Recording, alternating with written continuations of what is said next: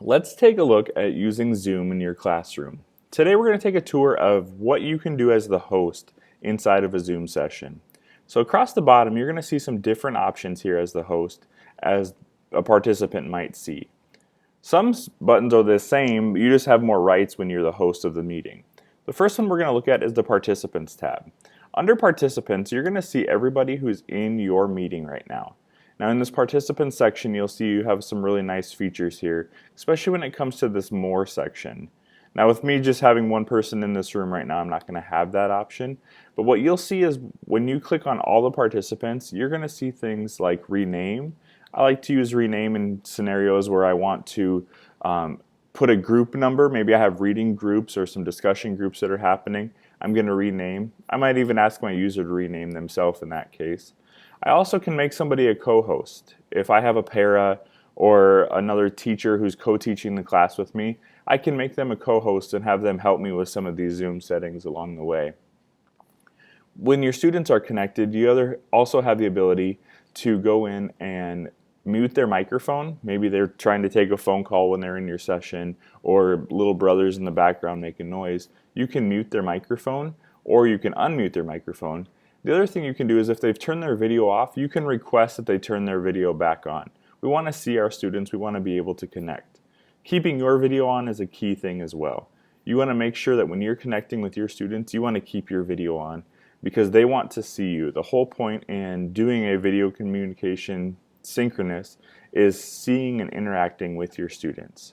So the Participants tab gives us a lot of features. The next tab is this Chat tab. I really like Chat because you can have some side discussion happening. Now as the instructor, a couple things you want to make sure of is who can chat with who.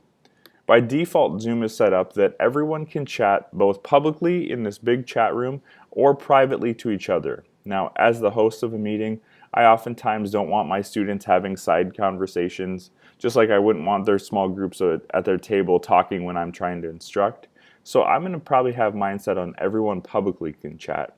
Then they wouldn't be able to have private chats back and forth inside of the Zoom chat windows. I also have the ability to upload a file. These files are really nice because sometimes you want to upload something like a worksheet or a rubric of a project you're talking about. You can go ahead and upload that and everybody has access to it in the chat. And at any time you can type in your chat as well and they'll be able to see those things. I use chat for a lot of student feedback, questions, things like that, so I can make sure that I'm getting all the interactivity I can with my students.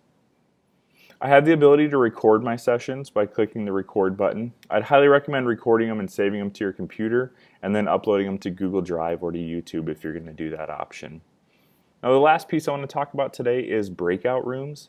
In a breakout room, what this is this allows for you to break into small group discussions in as many rooms as you want. So if you have 20 students, you could do 5 rooms of 4 and it would automatically generate what those groups are. But sometimes you want to be able to identify your own groups.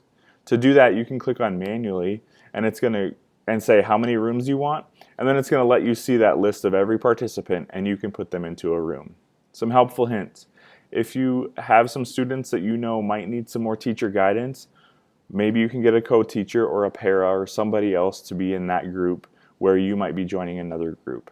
Now as the host, you can pop into every one of the breakout rooms one at a time and go see what's happening. You can also send messages. As the host, you'll get a button that gives you the ability to send a message that will flash in front of everybody's session so they can see exactly, maybe it's a discussion prompt or something like that that you want them to think about.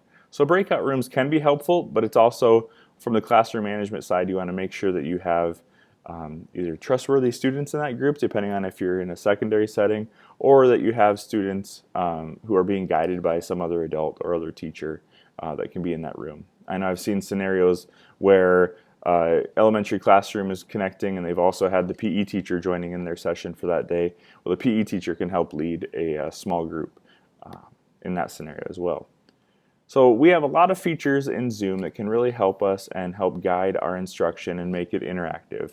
I hope these have given you a few helpful hints along the way.